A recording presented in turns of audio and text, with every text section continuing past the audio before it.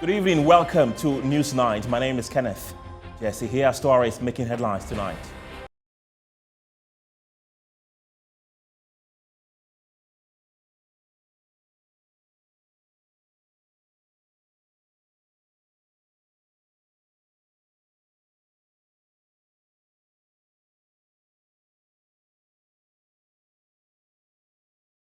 Minister of Education announces the release of 67 million cedis for the payment of food supplies of teacher trainees across all public colleges of education in the country.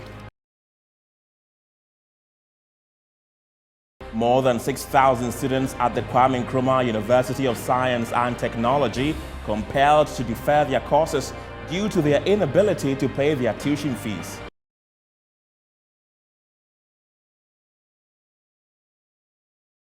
Coming up in business, Ghana's economy expanded by 5.4% in 2021, far higher than the 0.4% recorded in the year 2020.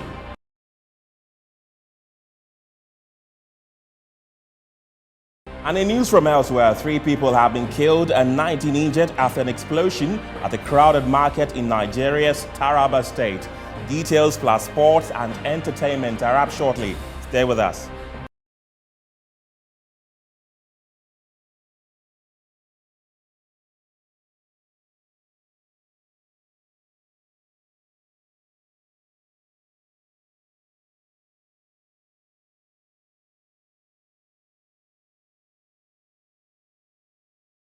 Hello again. Remember, we're also live on DSTV channel 277. Let's begin from here as the Ministry of Education has released some 67 million Ghana cedis for the feeding of teacher trainees who, until today, had been informed to provide their own meals until their feeding allowances have been paid. The Minister of Education, Dr. Yao Duchum, announced government's swift intervention in a press conference a while ago.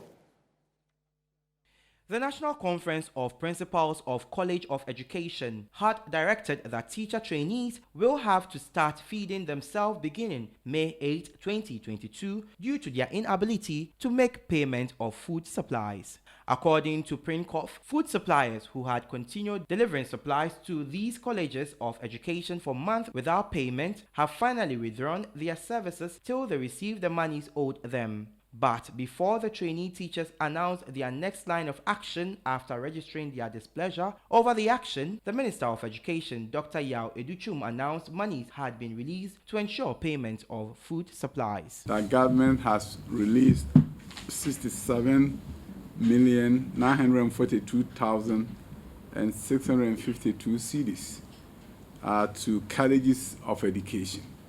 I know you may have read the media reports. There were many calls on us to respond to concerns of PRINCOF, and we wanted to take advantage of your presence here to let the country know that the President of the Republic, the Finance Minister, and all those who have worked hard to ensure that various promises made to colleges of education are carried through has once again delivered on their promise, and that is why this amount has been released to colleges of education.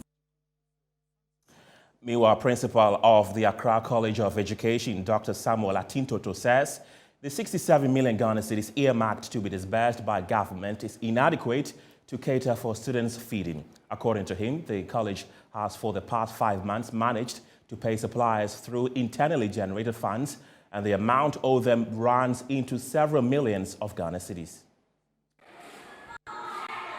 It's almost lunchtime at the Accra College of Education. Caterers are busy at work. Soon, they may have less to do as the school lacks stock to provide 3 square meals for the students. The stock in the storeroom have depleted and the suppliers have refused to provide more due to the school's inability to pay.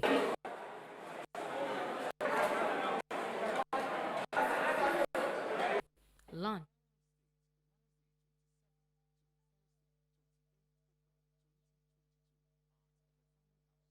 Right, so the Teacher Trainees Association of Ghana had earlier resisted all attempts to deprive them of the 3 square meals per day. But with this new announcement, let's find out whether their concerns have been addressed. And I've been joined on phone by Jonathan Junu, who is the president of Teacher Trainees Association of Ghana. Good evening, Jonathan. That's this new announcement of the release of some 67 million cedis for your feeding bring this matter to rest? Thank you very much and have a good evening. Yes, I think that the press conference organized by the minister has given us some relief, and then we want to commend government for the effort so far. But we are also expecting that the money will be disbursed as early as possible, and then the part that is supposed to go to the students is also given to the students. Okay, you've already stated that you've run into series of debt due to you running the school on your own. Now that this has been paid to you, what next? Yes, our next, just like I mentioned, our expectation is that the money should, as early as possible, be disbursed so that the students can also receive their portion. As it stands right now, we don't even know how much is going to the principals and how much is coming to the students. But as it has always been, we expect that if it is for the 7 months arrears, the 7 months, the students should receive their portion, and then the principals will also receive their share. Was there any engagement between you and the Ministry of Education before these funds were released? We've not had any direct engagement with the ministry, but we've had some engagement with GTEC somewhere last week. Okay. And now that these funds have been released, will you go back to the drawing table with the Minister of Education to say that the funds are not enough, so they should top it up? We will be meeting the minister or be going to the ministry to have some discussions with them, not only about the money that have been paid so far, but there are other equally important issues that when we get there, we'll be looking at. Mind sharing with us some of them? For now, we would like to hold on, and we think that it's necessary we put it out there. Okay, right. Jonathan Junu is the president of Teacher Trainees Association of Ghana. Thank you very much for speaking to us tonight. Let's still stay on education, as the management of the Kwame Nkrumah University of Science and Technology in Kumasi has alleged that some students who have been asked to defer their courses for non-payment of fees have channeled their fees into sports betting and other business ventures. The university's public relations officer, Dr. Daniel Norris Bequain, spoke to our regional correspondent, Abdul Basit Suleiman. The University Relations Officer, Dr. Daniel Norris Bekwe, in an interview with Metro News, confirmed that more than 6,000 students of KNUST were forced to defer their courses due to their inability to pay their tuition fees by the deadline. The deadline for the payment of fees was extended from March 24, 2022 to April 7, 2022, but some students were still not able to settle their fees. Those who are genuinely needy, they know what to do. They are within the system. The system has a way of supporting those people. This particular group of people we are talking about, they are not needy students. They are students who have genuinely squandered their fees. According to him, some students have invested their school fees in ventures such as betting, buying vehicles for online ride-hailing services, and bakery. What we have been asking is that parents should take interest in the education of their wards. Most of the time, a lot of parents don't even care. Even from secondary school, they don't follow up. Some parents don't even know where their students are, their children are staying, whether they are pursuing the courses or not. According to Dr. Bequin, the students who have deferred represent 8% of the entire student population. Right, away from education, the Executive Director of Global Info Analytics Limited, Musa Dankwa, has predicted that the former president, John Dramani Mahama, is likely to win the 2024 elections, while adding that most Ghanaians have lost trust in the Vice President, Dr. Mahmoud Bawumia. In the same polls, the analyst also established most Ghanaians have lost trust in the judiciary.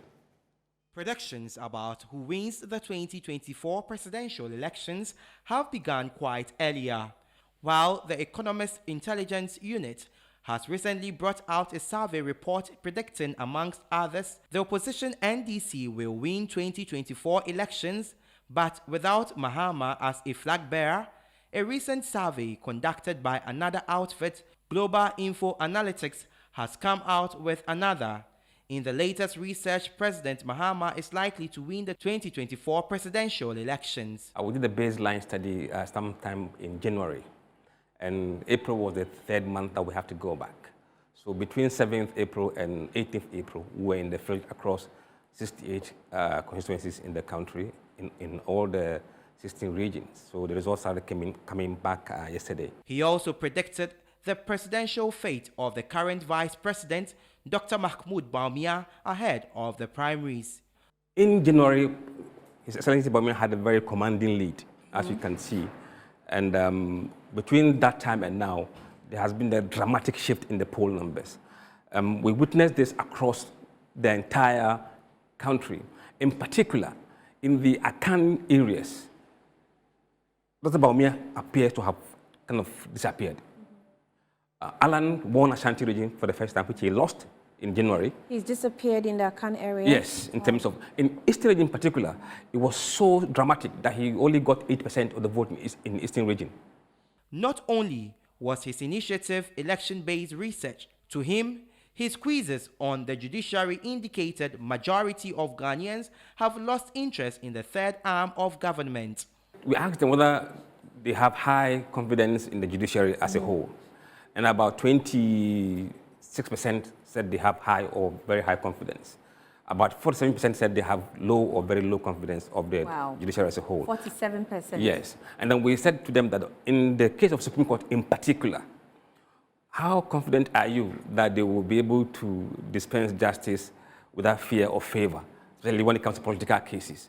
And the same number, almost 27%, yes, they have confidence, and 47% said they have no confidence in that. So it's a stark kind of revelation that this poll has shown us.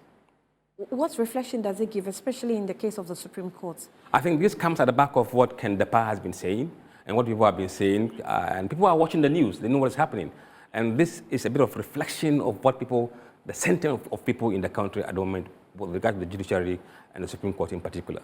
Whether Musa Dankwa's prediction or findings are genuine, as well as that of the Economist Intelligence Unit, time is the definite answer to confirm these predictions in 2024. Meanwhile, there has been more reaction to the Economist Intelligence Report, which projected the NDC as being in the forefront in the 2024 elections. While some say it is too early, others are of the view the NDC will win the elections with or without John Dramani Mahama as their candidate.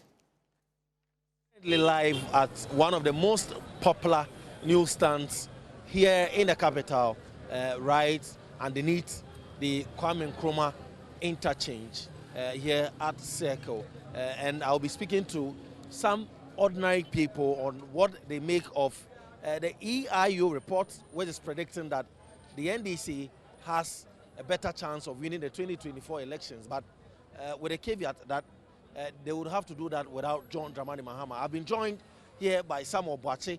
He is a news lover. He loves news. To speak to him briefly on what he makes of this report. Good afternoon and welcome to Metro TV. Thank you. Good afternoon too. Right. So, Mr. Obuachi, you've heard the report and you've seen what they've said. The report is saying that the NDC has a better chance of winning the 2024 elections but they have to do that without Mahama. What do you make of this report? Oh, please, I don't support their report because I know the current government is doing a very good work, has done a very good work because I'm of age. I saw Kwame Nkrumah when we got independence. I was 10 years of age. I completed school in 1964. So I knew the history of this country. So I know what the government has done it. Even if nothing, free SHS from Boko to Accra. Children are going to school free. That is a great achievement. When you say that NDC has the power, to me, I don't think so. Whether they change their leadership or not, I don't think so. Why am I saying this? Now, everywhere in the world, you see, governments seek the welfare of what do you call the youth. The youth is for the government. You get me what I'm talking about. But Ghana is not like that. It's just the opposite. Yeah, in the case of President Kufuor, who has initiated NADMO and all those things, You see, doing so much with so many interventions. Osha NDC currently, when you be well marketed. Maybe Nana Dobe example. Answer Nana Dobe, maybe we need 2016. Or for 3 times. At that moment, one now ode neighbor. Because it's about business and as a nipa well marketed. One hour they no call a jazz or cotton. Yabeto. Untim first is untim for beer say. John Dramani Mahama is the most marketable person in the NDC. As it happened in the 2008, 2012 and 2016 election, it took Akufo-Addo 3 major elections before he became president. The NDC would have to up its game, and they could win the 2024 elections with John Dramani Mahama. 2020. So, that's all we are games. So, we game in the and done. Let's still stay in politics, but this time away from the NDC, as the People's National Convention, PNC, says it will soon come out with plans to convince Ghanaians to vote the party into office come 2024. The General Secretary, Janet Nabla, says the party is formidable and poised to win the 2024 elections and bring development to Ghanaians. He has contested all national elections since the inception of the Fourth Republic. Although the party has never won the presidential elections, it has maintained a spot among the top 5 parties since 1992. In the 2000 general elections, the PNC obtained 10,882 votes, representing 0.8% to emerge fifth, but failed to make a representation in parliament. Earlier in 2004, however, the PNC won 4 parliamentary seats, its best performance yet. General Secretary Janet Nabla is poised for a comeback and says the party is not far from winning the 2024 election. 2024 is going to be a different year for the PNC. Although we will not come up with the terms, the terminologies of what we are going to do, but 2024 is going to be a different year, ball game altogether for the PNC. The PNC is not planning to continue to be in perpetual opposition. We did not come into politics to remain in opposition and then become irrelevant. Whilst people take our ideologies and then they are not even using them properly, then we are now standing as outsiders, watching other people using our ideas. On recent dispute among the party's leadership, Janet Nabla asserted that David Apasara, the embattled flag bearer of the party in the 2020 general elections, has indeed been suspended. He is a leader who had no experience, who has no maturity. I'm so sorry to use those words, and it's because of his immaturity that led PNC or led him to being now a former. Mr. Apasara has no power. Mr. Daniba have no power. I have no power. The power lies in the hands of the National Executive Committee, and they took that power away from him and Mr. Daniba and boxed them together and gave it to Mr. Bala Mekankam. The party is expected to open nomination to elect constituency and general executive later in the year. Meanwhile, the PNC General Secretary Janet Nabla has hinted the party will present a candidate to contest the Asin North seat should it be declared vacant by the Electoral Commission. I think the people of Asin Fosu deserve peace, and to get that peace, they should vote for a neutral political party, and that party should be PNC. They should stop both the NPP and NDC from joking with their lives so that they can come back to PNC, and then there will be peace for them. They should come to PNC. So we are going to contest. We have a candidate already we are eyeing, and he is from that place, very well endowed somehow, and we think that that man can be able to bring the seat to PNC. And we are also encouraging the citizens of Asin Fosu that we are begging them, they should vote for PNC so that there will be peace. When PNC, if they are with PNC, both NPP and NDC will not do anything. Any of them, the other one, it will cause problems, and there won't even be development in that particular thing. There won't be development. So for them to get development and get the peace of mind that they want, then they should change a different political party. And the PNC have opened its arms to receive them.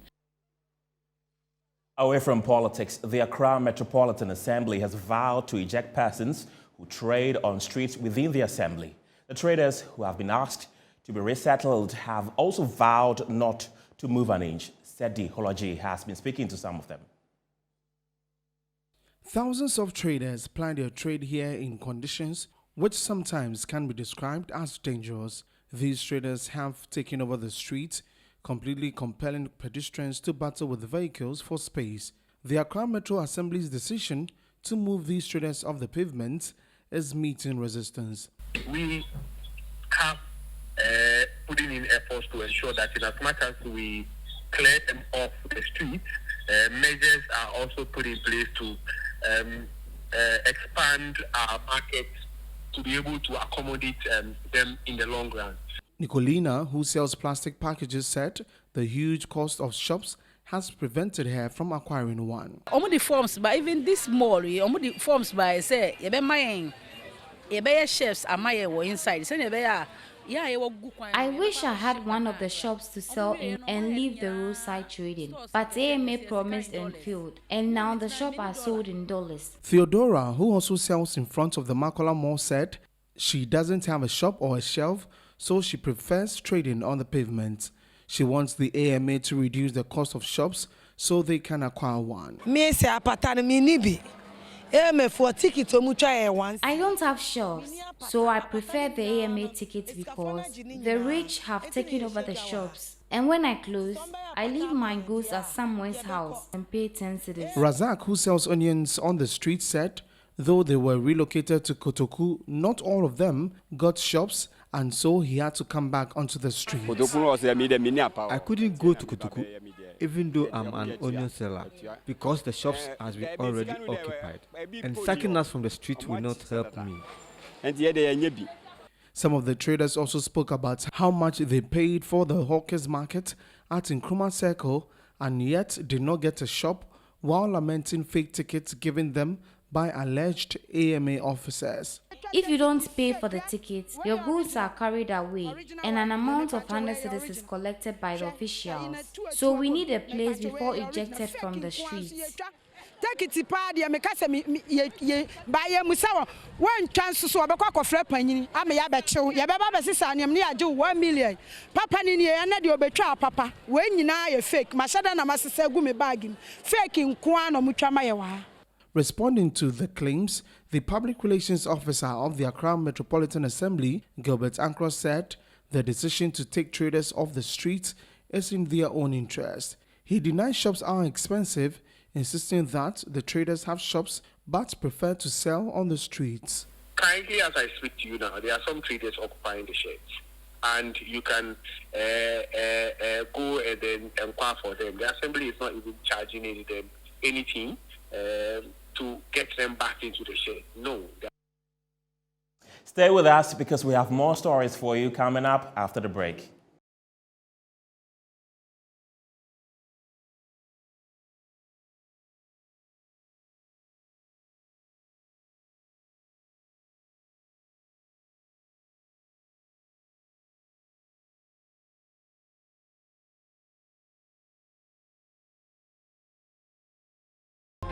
Welcome back. Let's take you back to our earlier story concerning the management of the Kwame Nkrumah University of Science and Technology that have alleged that some students who are being asked to defer their courses for non-payment of fees have channeled their fees into sports betting and other business ventures. And the Students' Parliament have released a statement calling on management, and it says that on the subject of indebted students being deferred, we would like to emphasize unequivocally that the decision to defer all defaulting students under the Student Credit and Debt Management Policy is, to say the least, harsh and inconsiderate, particularly at this time. We believe that enforcing the aforementioned policy during this academic year is not feasible.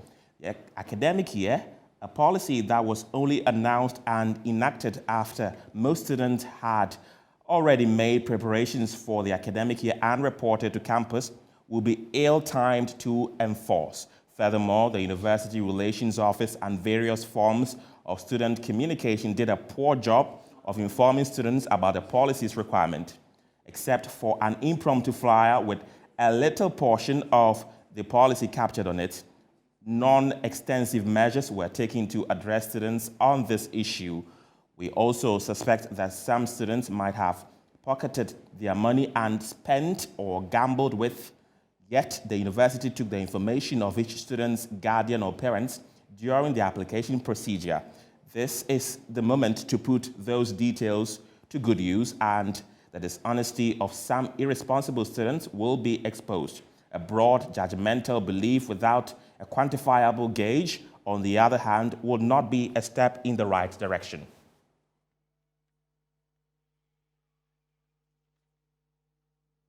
And that's the release by the Student Parliament to management. Let's take you back to our earlier story where the principal of the Accra College of Education, Dr. Samuel Atintoto, says the 67 million cedis earmarked to be disbursed by government is inadequate to cater for students' feeding. According to him, the college has for the past 5 months managed to pay suppliers through internally generated funds, and the amount owed them runs into several millions of Ghana cedis. It's almost lunchtime at the Accra College of Education. Caterers are busy at work. Soon, they may have less to do as the school lacks stock to provide 3 square meals for the students. The stock in the storeroom have depleted and the suppliers have refused to provide more due to the school's inability to pay.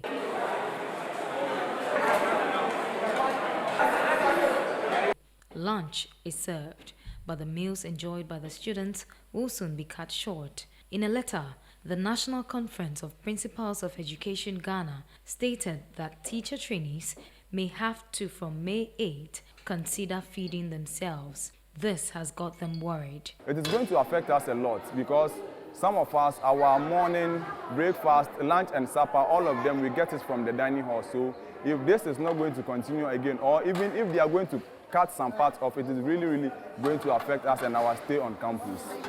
Their feeding is tied to their teacher training allowances, which have also been in arrears for 7 months. The feeding component comes with the allowance. So if the feeding component comes, then it means your allowance is also coming. But for the past 1 year now, we haven't received allowance. The government is owing us about 1,200. Then this month will add up another 400. For some, getting food from vendors is not an option. So for the vendors out there, their food is expensive out there, so we can't be buying them. I remember before, when we resumed on January, we were buying egg for 1 cedi, then it went to 1 cedi 20 pesos. But now we buy egg at 1 cedi 50 pesos and then 2 cedis. Even the small sausages now 1 cedi 50 pesos. And even Banku and Kenke is now 2 cedis, 3 cedis. So everything is expensive out there, serious. Looking at the location of our school too, it doesn't help. East Legon, everything is really expensive here. To me, when you get it, when I get the food and I eat, I'm okay. If I don't get it, it's fine because we have to fast. Emmanuel Che Jamra is the SRC president of the school. What we will plead to the Students' Loan and Trust Fund, because they are in charge of the allowances.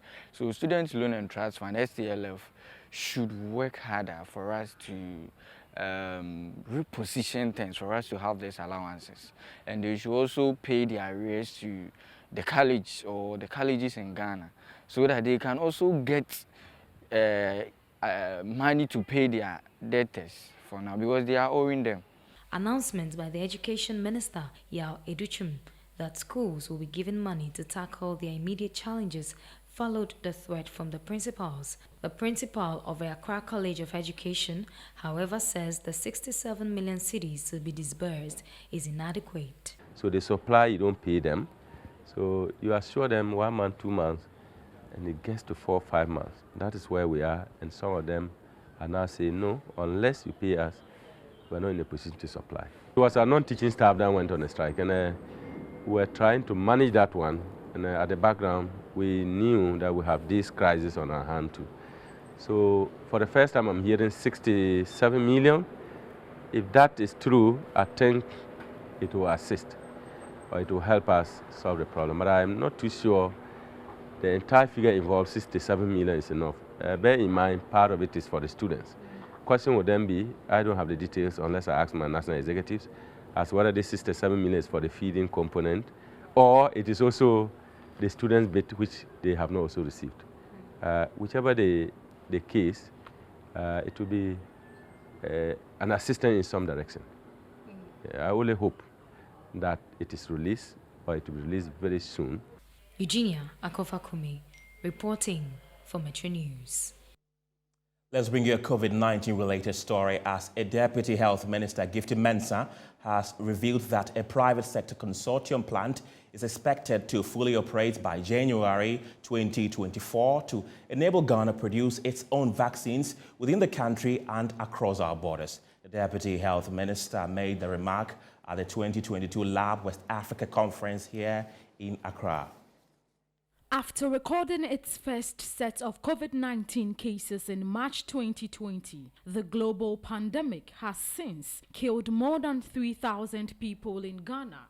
The country, like the rest of Africa, has recorded lower infection and death rates than the rest of the world. But that hasn't stopped the country from finding solutions to the coronavirus, as the Deputy Health Minister has indicated that Ghana is collaborating with other African countries to set up a COVID-19 manufacturing hub to produce vaccines by 2024. A private sector-led consortium plant is expected to be fully operational by January 2024 to produce the country's first COVID-19 vaccines as part of a 10-year roadmap to make Ghana self-sufficient in vaccine production. The minister assured the process is expected to fill the COVID-19 vaccine deficiency the sub-region is currently facing. Ghana is in partnership with Senegal and Rwanda in our vaccine sufficiency agenda, with $25 million from the government of Ghana as a seed money, funding support of 5 million euros from the German Development Corporation, and support from other development partners has been secured to take the process forward. The Celebrate LAB West Africa Conference 2020 was on the theme ensuring diagnostic capacity and vaccine sufficiency as panacea to combating infectious diseases in West Africa.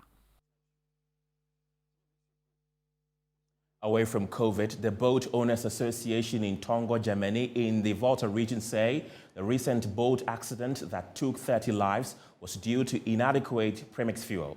At a press conference in Ho, addressed by MP for South Dai, on behalf of the boat owners, they alleged the boat had inadequate fuel and so could not speed away from the storm that caused the accident.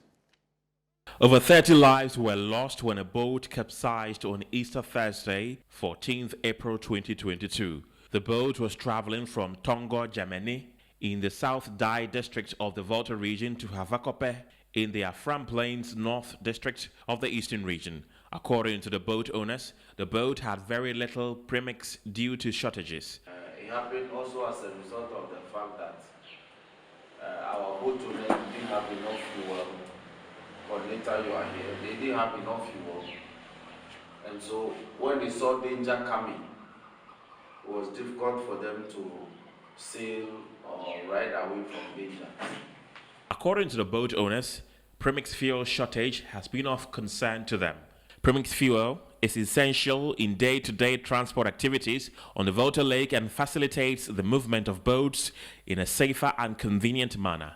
The shortage of this essential commodity, according to the boat owners, is a cause for concern.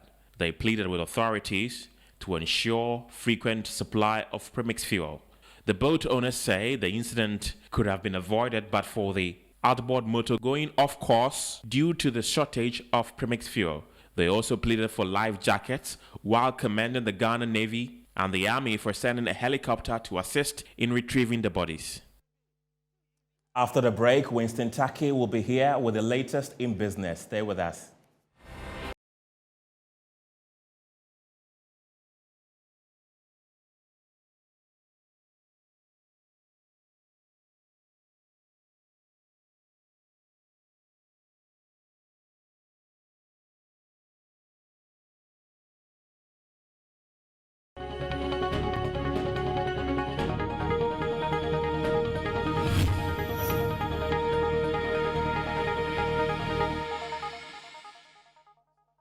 Welcome back to Newsnight Live on Metro TV. My name is Winston Take, and now to bring you to our first business story.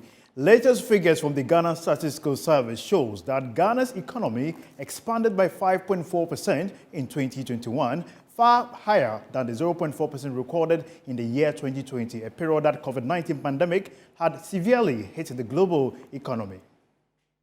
Also look at this from the subsectors perspective, and as was indicated, we saw the services sector being in the lead, followed by the industry sector, and the least being the agricultural sector.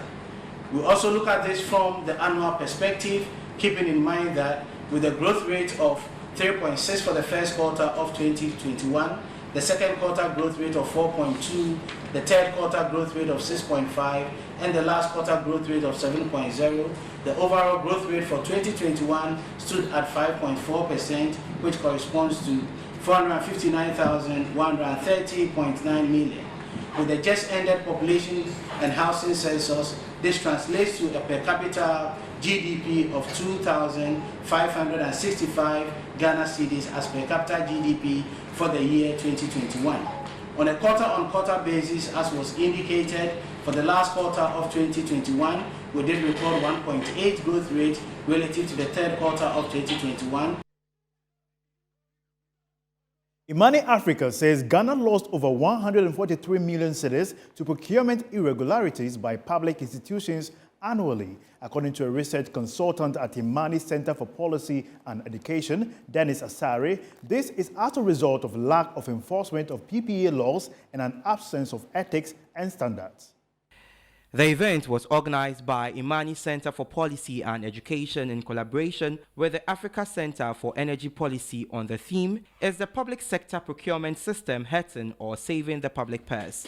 Speaking at the event, a research consultant at Imani, Dennis Asari, says the increasing abuse of public procurement laws has led to irregularities and high expenditures. 42% of our additional COVID-19 spending of about $2 billion in 2020 can be attributed to the cost or the procurement during the pandemic. Beyond the increased spending during that period, we also recorded some of the highest form of abuse of the procurement law during the same period, according to the Auditor General. We've seen public procurement being marked or characterized by some sort of corruption, political interference, and insider manipulation. The reforms that we are implementing are not directly translating into minimizing procurement irregularities.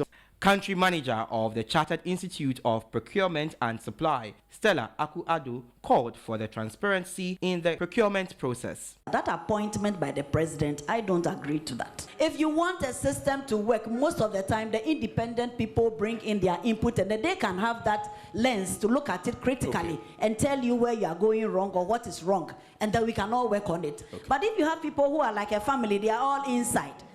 Even if they are seeing the things that are wrong, they are not going to talk about them because they report to somebody, like the president or government or something like that. Editor-in-Chief of the Fourth Estate, Manasseh Azure Awuni, reiterated the need for accountability. If you get into public office, have the mentality that you are working for the interest of the state.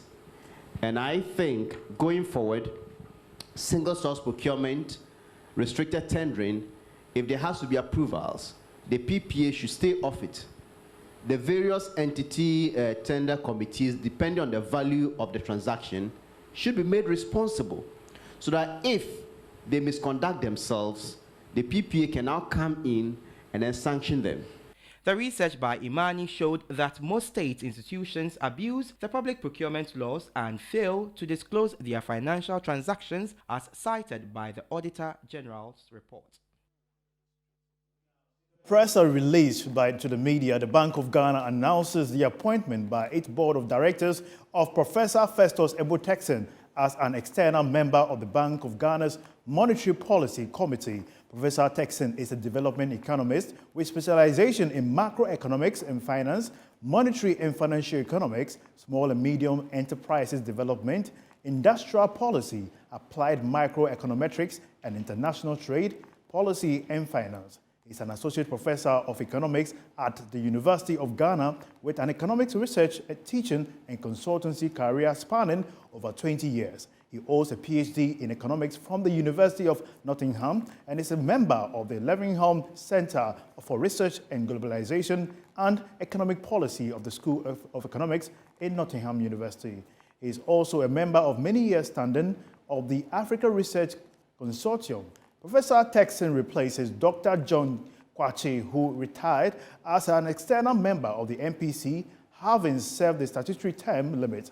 The Board of Directors of the Bank of Ghana extends warm appreciation to Dr. Kwachi for his contributions to monetary policy deliberations and formulations during his tenure. The Board of the Bank of Ghana is confident that Professor Texan will be an important addition to the membership of the MPC and will contribute his vast experience to the work of the Monetary Policy Committee. That'll be all for business here on Newsnight. My name is Winston Taki. We take a break. Philton Coulter will be bringing you sports after this break. Stay tuned.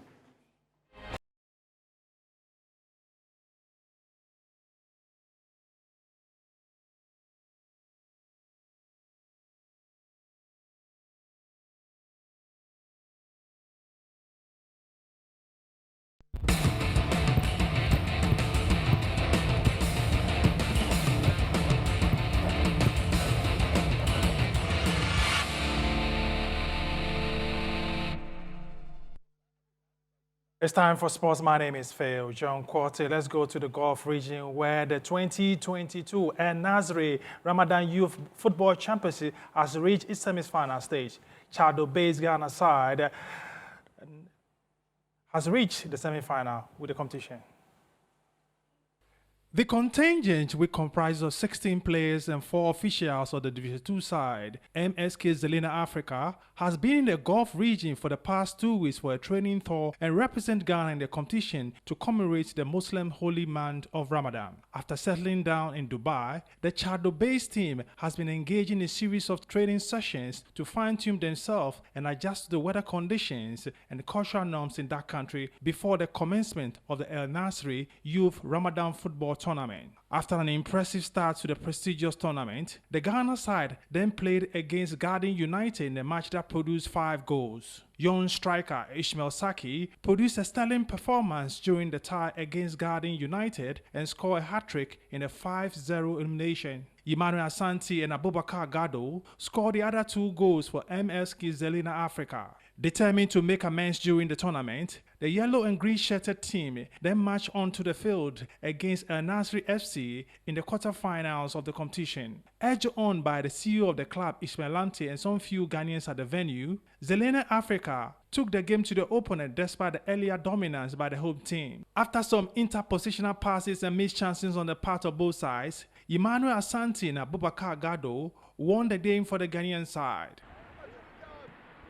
Zelina Africa won the match 2-1 to book a place in the semi-finals of the El Nasri Youth Ramadan Tournament. The semi-finals of the championship will be honored on Thursday, 21st April, and Zelina Africa are likely to take on either El Ain or Al Jazeera in the last 4 stage. The finals of the 2022 El Nasri Youth Ramadan Tournament will come off on the 22nd April in the presence of some big and influential football administrators, businessmen, state officials from UAE and other neighboring countries. Well, away from that, let's focus on golf now and go to the nation's premier golf course, that's at Chimota. We're talking about the PGA, and the tournament director, Akwesi Prempeh, is calling for massive investment into professional golf. We want our boys to travel outside. We need the ministry support. We need the government support. And I can assure you, as you know, that we have players that can make Ghana proud, that can bring a lot of dollars, not just thousands of dollars, millions of dollars to Ghana economy. So I'll plead through this, your station, that government and the corporate Ghana have to take golf serious, because there is more into golf. We want to see our boys there. And I believe the whole West Africa, there is no country that can match Ghana. So if we have the support from our ministry, golf will reach a certain stage that will go beyond everybody's understanding. Akwesi Prempe is the tournament director of the PGA Ghana, calling for massive investment into professional golf. That's it for sports. Up next, we'll bring you entertainment.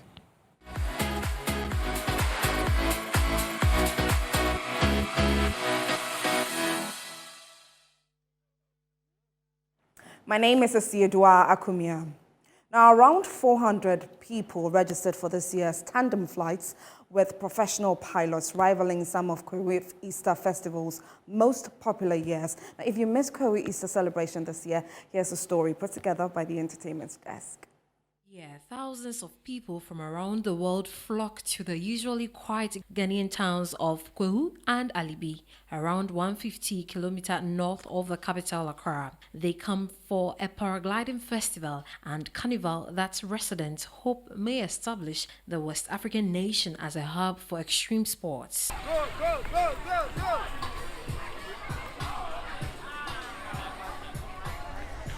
Kwei was one of only 4 Ghanaian paragliders to fly solo at this year's festival. Most people think it's not a safe sport, and people have like a mentality of like, oh no, this is only for white people, that kind of thing. And all those people who say that, they've never been here, so they always discourage their friends, don't do it.